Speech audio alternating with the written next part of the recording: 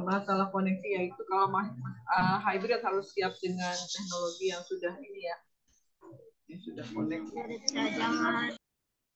Oke. Ini materi yang pertama adalah hiperemi aktif ya.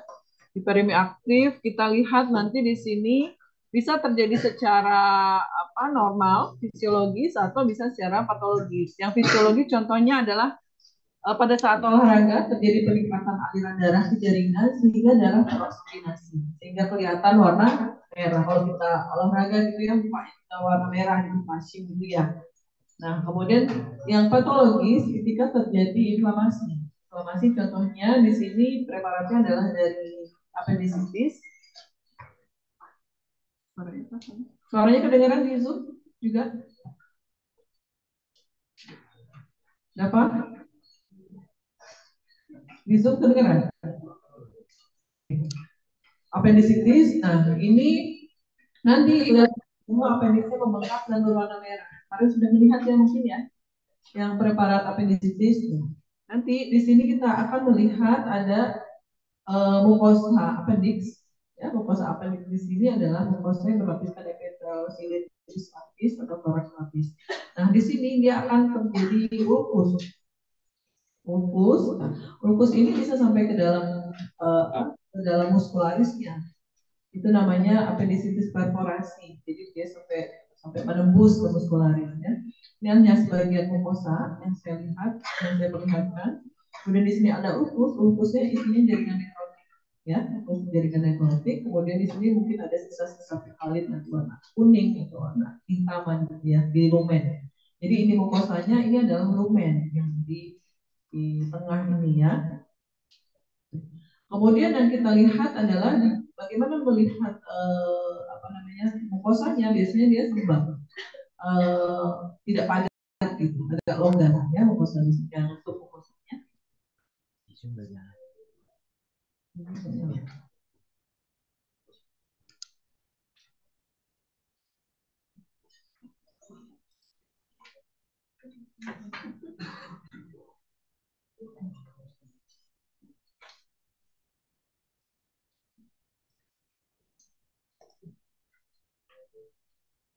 Kelihatan ini di Zoom?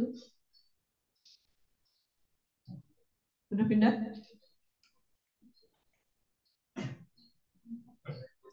Pindah? Nggak pindah? Sinyal.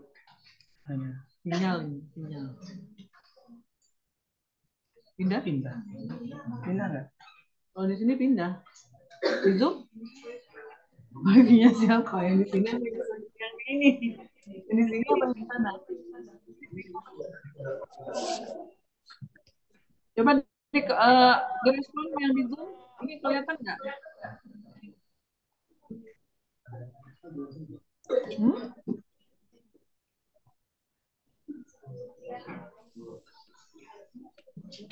Slide kedua kelihatan nggak?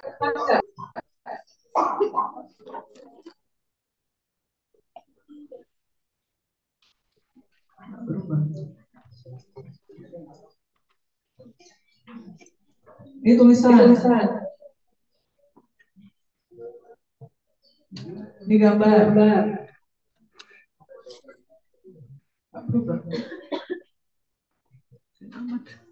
Oh, di rumah kan?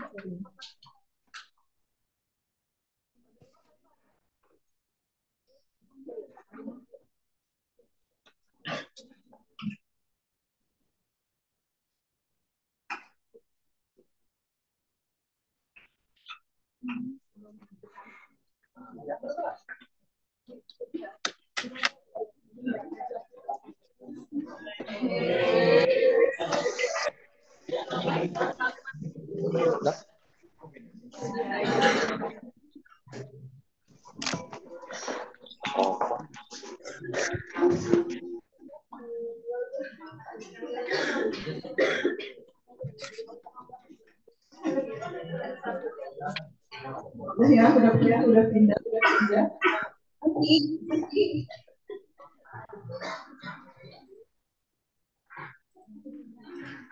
Ya. Di sini adalah mukosanya, mukosa Kemudian di sini mungkin bisa ketemu pekalit ada warna kuning atau sama pekalit. Apa nama? Pekalit apa kemarin? Yesus. Nah, ini bisa sampai ke dalam ke lapisan muskularis ya, yang namanya disebut appendicitis perforata atau perforasi. Jadi ada bentuk lubang dia karena kan ada nekrosis ya. Ulkus kemarin kan nekrosis ya. Nekrosis bisa sampai ke muskularis ke dalam. Itu perforasi. Yang kita lihat di sini yang hiperemi adalah di bagian serosanya. Bagian serosanya biasanya juga dia sembab, jadi jaringan ikatnya itu longgar, nggak seperti yang normal. Nah, kemudian di sini bisa kita temukan ada pembuluh darah yang melebar, ya, pembuluh darah venanya melebar, yang isinya adalah eritrosit. Yang kecil ini yang warna merah, ini adalah isinya semua eritrosit. Kalau kita mau melihat mukosa yang ada nekrosis nah itu dengan pembesaran 4 kali. Nah, jangan langsung gunakan pembesaran 40. Kalau kita mau melihat lebih dekat lagi, pembesaran 20. Itu 20. Tapi dari 10 pun kelihatan ini yang ini aktif ya. Nah, ini juga daerah serosa, kita temukan pembuluh darahnya. Ini kalau pembesaran 40 kita lihat di sini ada banyak eritrosit. Ya. Oke, yang kedua adalah hiperemi. Ketika terjadi drenase vena, itu akan terjadi dilatasi venula. Ya, jadi ada stasis misalnya, jadi ada bendungan pada vena. Dan misalnya bendungan vena itu misalnya ada hambatan gitu aliran darahnya ya, terjadi bendungan sehingga nanti venulanya atau akan berwarna kebiruan karena dia mengandung darah yang teroksigenasi. Ya kan, kalau darah tidak teroksigenasi warnanya akan kebiruan. Kalau kita start pegang itu kan ya, kita akan lebih pucat dulu kemudian biru. Ya. Lain kalau misalnya dia oksigenasi banyak, dia akan warna kemerahan. Ketika saat kita olahraga ya, kita berusaha untuk bernafas lebih. Jadi ini adalah stasis, jadi darahnya tidak bisa keluar sehingga dia mengendap di situ, tidak teroksigenasi sehingga kebiruan atau cyanosis. Kalau terjadi kelamaan, dia menyebabkan kematian sel pada bagian distal. Nah, di sini kita lihat adalah dari rektum. Dari rektum, di sini ada pembuluh darah yang melebar. Nah, di sini ya. Kita lihat dulu. Ada epitel lapis yang ada apa namanya pembuluhnya. Kemudian pada bagian submukosa ada pembuluh darah yang melebar seperti ini. Pembuluh darah semua ya. Ini hiperemi pasif. Jadi kalau kita tahu misalnya yang ada atau aqua gitu yang hemoroid atau wasir atau ambien ya. Ambien itu adalah pelebaran pembuluh darah vena di plexus hemorrhoidalis. Plexus hemorrhoidalis itu ada plexus yang ada di rektum dan anus ya. Nah, yang kita lihat adalah pelebaran dari pembuluh darah tersebut hingga isinya adalah eritrosit. Oke, yang ketiga adalah trombus massa. Itu adalah unsur darah pada waktu manusia masih hidup. Jadi proses yang menyebabkan pembentukan trombus, proses pembentukan trombus. Apa penyebabnya? Ada trias yang namanya tiga komponen, yaitu adanya jas endotel, jadi ada kerusakan pada endotel, kemudian hiperkoagulasi darah, lebih kental. Nah, tapi di sini kita punya tadi yang trombus adalah di vena, ya, di hemoroid ya. Di hemoroid kita lihat di sini ada banyak gumpalan darah, sehingga nanti kalau misalnya ada jejas pada endotel, dia akan mengundang, mungkin di imunologi ya, mengundang fibrin clot ya, pembentukan fibrin di sini, jadi akan mengendap protein-protein fibrinnya sehingga akan terjadi gumpalan. Kita agak sulit melihat garisannya di sini, ada garis terang gelap di trombus. Tapi yang kita lihat mungkin ada rekanalisasi sedikit ya. Di sini ada pembentukan pembuluh darah baru atau angiogenesis ya. kanalisasi kalau di sini namanya. Nah, ini endapan darahnya, ya. Trombus ini bisa terlepas ya. Kalau trombus yang berasal dari darah namanya tromboemboli, ya, tromboemboli. Tapi bisa juga emboli itu bisa juga berasal dari lemak ya, berasal dari udara. Jadi ada emboli lemak dan emboli udara. Sedangkan di sini kalau trombus ini terlepas tromboemboli. Kalau tromboemboli menyebabkan pembuluh darah itu bisa berakibat fatal. Atau misalnya emboli udara gitu itu bisa juga berakibat fatal karena dia akan menghambat oksigenasi jaringan. Kemudian fibrosis post myocard infarct. Jadi infark ini adalah sarang nekrosis pada jaringan akibat iskemik, sumbatan pada pembuluh darah secara tiba-tiba ya, sudah ceritakan di kuliah mungkin. Kelihatan ya. Jadi ada sumbatan pada pembuluh darah secara tiba-tiba pada arteri koroner ya, seperti itu. Sehingga jaringan yang harusnya diperdarahin oleh tersebut akan kehilangan suplai darah ya, kehilangan suplai darah sehingga terjadi nekrosis. Lama-lama dia akan membentuk jaringan ikat di sekitar situ. Jaringan ikat inilah yang namanya fibrosis. Ya, kemarin kita sudah belajar bahwa nanti nekrosis lama-kelamaan dia akan mengundang growth factor, kemudian nanti akan mengendapkan jaringan ikat, ya. Jadi yang kita lihat nanti di antara sel otot ini, sel otot jantung di situ preparatnya, ini sel otot jantung. Sel otot jantung itu yang ada di jantung ya. Nanti akan di tengahnya ini karena dia ada sumbatan pada arteri, dia akan menyebabkan nekrosis dan akan terjadi lama-kelamaan akan menyebabkan fibrosis. Ini yang namanya fibrosis. Ini di antara sel otot jantung ya. Dari post bagaimana prosesnya itu mungkin sudah dipelajari ya, hemodinamik ya. Kemudian neoplasma. Neoplasma adalah apa? Kuliah neoplasma udah belum yang pendahuluan? Belum ya? Gimana sih mau ngajarin? Neoplasma itu pembentukan jaringan baru, neoplasia. Jadi pertumbuhan baru dari suatu jaringan, ya. Jadi berarti belum ada sama sekali pengenalan nomenklatur itu atau yang lain belum ya? Ya, kalau di sini ini tumor jinak, fibroadenoma mame ini adalah tumor jinak yang berasal dari payudara. Kalau adenoma berarti dia jinak yang berasal dari kelenjar. Ya. Jadi penamaan tumor itu biasanya adalah berdasarkan dari mana dia berasal. Asal selnya dari mana? Ya, kalau adenoma berarti dari kelenjar. Kalau fibros itu berasal dari jaringan ikat atau fibroblast, ya. Kalau misalnya fibroadenoma berarti ada dua komponen tersebut, ada fibroblast dan ada adenoma. Ya. Jadi di sini ada dua unsur, jadi dari kelenjarnya payudara dan dari jaringan ikat di sekitar payudara. Nah, pantesan tadi pagi saya tanya apa ciri-ciri neoplasia, nggak ada yang bisa jawab. Ya udah nggak apa-apa, di sini aja dijelaskan ya. Jadi kalau tumor yang jinak biasanya pertumbuhannya lambat. Beda dengan pertumbuhan tumor ganas. Tumor ganas itu tumbuhnya cepat karena dia kan otonom. Dia nggak mau diatur dengan siklus sel. Ya, jadi dia tumbuhnya lebih cepat kalau pada tumor ganas. Tapi kalau pada tumor jinak dia masih mengikuti aturan, gitu. Tapi tumbuhnya eh, eh, pertumbuhan barunya tuh di sekitar jaringan tersebut aja gitu. Dia belum menyebar kemana-mana dan pertumbuhannya nggak cepat gitu ya, masih sesuai aturan. Jadi bedanya dengan tumor ganas, tumor jinak ini biasanya berkapsul. Ya, yang pertama dia tumbuhnya lambat, kemudian berkapsul. Ketika dia berkapsul, ketika dia digerakkan, digoyang gitu ya, dia biasanya mobile, jadi masih bisa digerakkan. Beda sama dia kalau misalnya kayak cancer, kalau kita lihat cancer kan itu ada jala-jala gitu ya, yang invasif.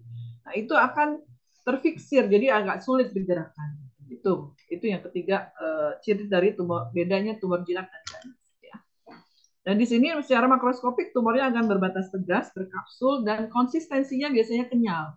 Beda kalau tumor ganas itu biasanya lebih rapuh, ya, atau juga ada yang keras. Kalau misalnya tergantung dari komponen selnya, ya. Kalau di sini dia lebih kenyal. Nah ini Ini adalah kapsul dari fibroadenoma mame. Fibroadenoma, tumor jinak pada payudara, ya.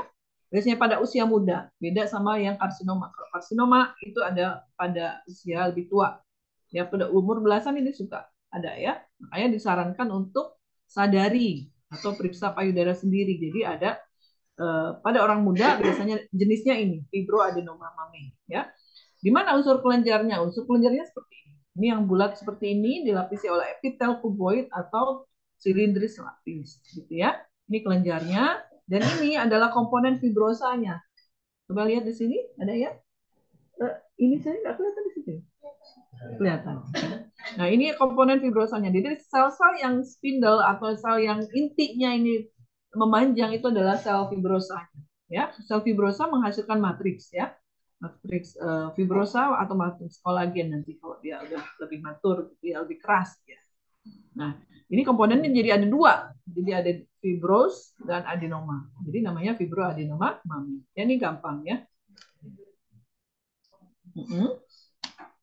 Nah, kemudian kemarin kita ketemu musinus, yaitu degradasi musin, ya. Sel yang menghasilkan musin sel apa? Sel goblet. Jadi, nah ini adalah tidak normal, ya. Ini tumor tapi jinak, ya. Dari mana jinak? Dari sel-sel karakteristik selnya. Kita lihat bahwa di sini ada banyak kista. Ini ovarium, ya, yang menghasilkan musin. Makanya namanya kis adenoma. Jadi adenoma itu kelenjar yang membentuk kista atau rongga, ya, berasal dari ovarium yang menghasilkan musin. Ya, jadi nomenklatur atau penamaan tumor itu berasal dari sel yang apa? Sel asalnya. Ya. Nah, kista tadi dilapisi oleh epitel torak atau silindris lapis ini yang bersel goblet dan menghasilkan musin. Seperti itu aja. Jadi, tapi selnya ini selapis, gitu, ya, dan tidak invasi. Kemudian teratoma ovarii. Teratoma ovarii ini tumor yang berasal dari sel germinal. Ini tumor jinak. Ya. Kalau teratoma ovarii, tumor jinak. Dia ada yang matur dan imatur. Yang matur itu jinak, yang imatur itu ganas. Kenapa? Karena yang imatur itu biasanya sel-sel blast, ya, yang bisa berkembang cepat. Tapi kalau yang teratoma matur, yang ovarii itu masih jinak. Tiga unsurnya apa? Tiga unsur germinal layer atau lapisan germinal, ada mesoderm, ada ektoderm dan endoderm. Ya, ektoderm itu pelapis kulit misalnya seperti itu, ya, atau misalnya adnexa kulit. Adnexa kulit itu misalnya kelenjar keringat, kelenjar sebasea, ya, masih ingat ya? Kelenjar sebasea, ya. Kemudian sel-sel neuron, ya, atau sel glial gitu, ya, itu ektoderm. Kalau endoderm ini adalah lapis bagian dalam, misalnya seperti usus gitu, itu endoderm. Mesoderm ini yang tengah. Bagian tengah itu membentuk connective tissue atau jaringan ikat. Misalnya tadi lemak atau jaringan ikat. Unsurnya seperti ini. Nah, ini ya.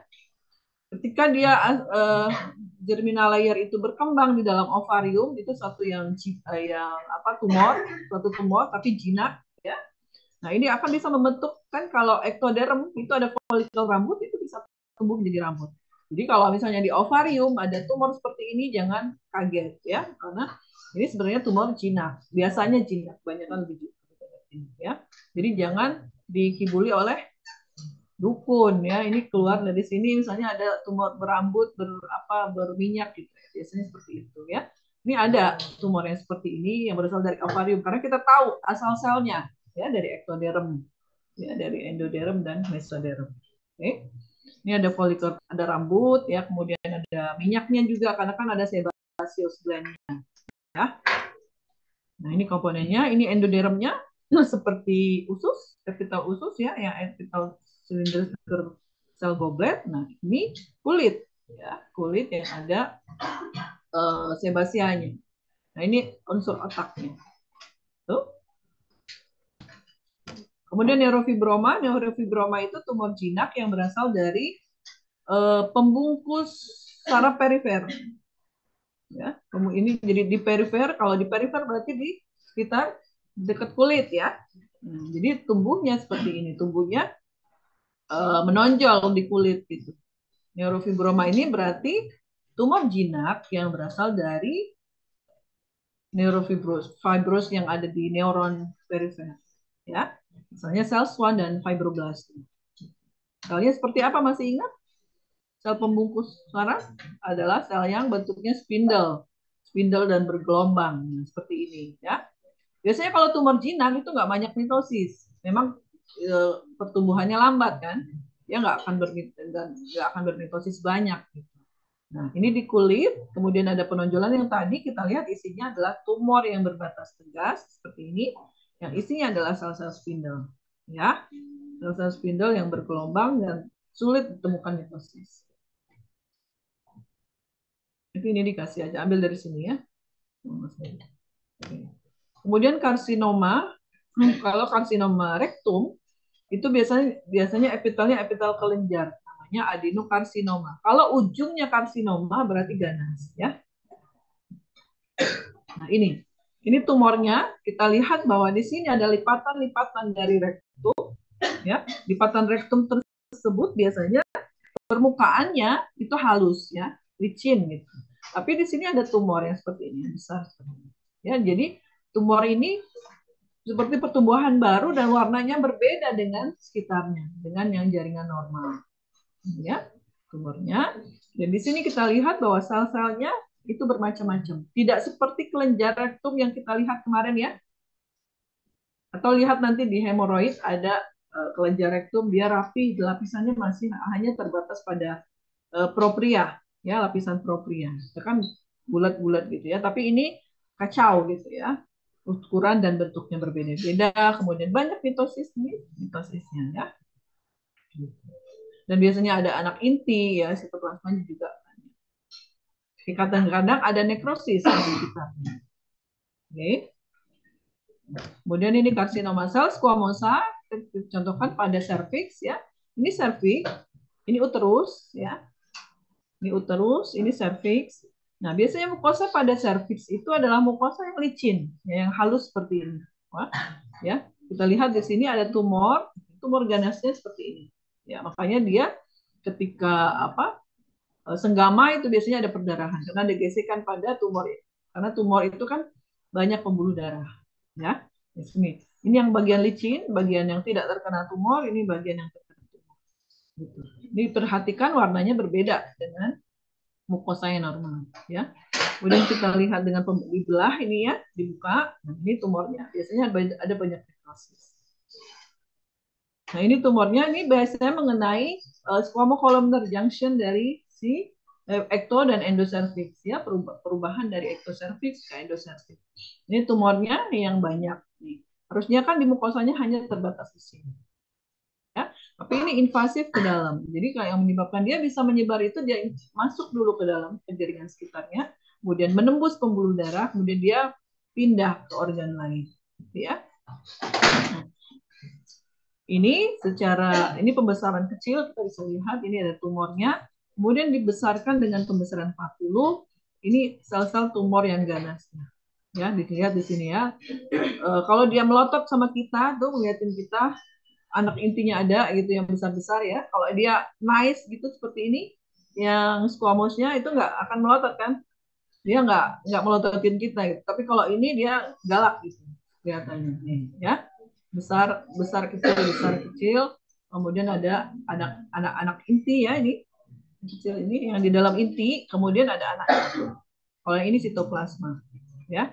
Ini melotot-melotot sama kita ini berarti galak dan ganas, gitu ya. Sama kalau kalian kalau misalnya ganas kan dia biasanya matanya merah gitu ya. Nah, itu bayangkan seperti itu. Ini adalah karsinoma sel squamosa pada cervix. Sedangkan yang ini adalah melanoma maligna. Jadi ini melanoma maligna. Jadi tumor ganas yang berasal dari sel penghasil melanin atau melanosit. Ya, ini di kulit. Ya, kalau kita melihat di kulit ada tai lalat ya, tapi dia berubah. Tai lalat kan jinak, tapi dia berubah menjadi misalnya asimetris bentuknya, kemudian tepinya ini irregular dan warnanya lebih kehitaman, ya, berubah. Ini melanoma. Jangan dirasa-rasa dulu yang di badan. nanti ya. Nah, jadi kalau kita ketemu tai lalat yang ada perubahan seperti menjadi asimetris, kemudian menjadi irregular ya tepinya dan perubahan menjadi hitam, kemudian mudah berdarah dia apa disenggol dikit mudah berdarah itu bisa dicurigai sebagai melanoma. Makanya dioperasi kemudian baru diidentifikasi apakah ada sel ganasnya atau tidak ya. Nah, ini jadi dari epitel squamosa, kemudian nanti itu sel melanositnya akan tumbuh masuk ke dalam. Bentuknya bisa macam-macam ya, bisa yang ukuran besar, ukurannya dan bentuknya spindle ya, atau memanjang gitu ya. Dan sitoplasmanya biasanya mengandung melanin, mengandung pigmen warna coklat ya, seperti ini. Oke. Cukup ya. Nah, tinggal dilihat preparatnya ada sudah disebar ya, baik. Ini kita bagi dan yang di Zoom nanti untuk kelompok selanjutnya ya. Terima kasih. Assalamualaikum warahmatullahi wabarakatuh.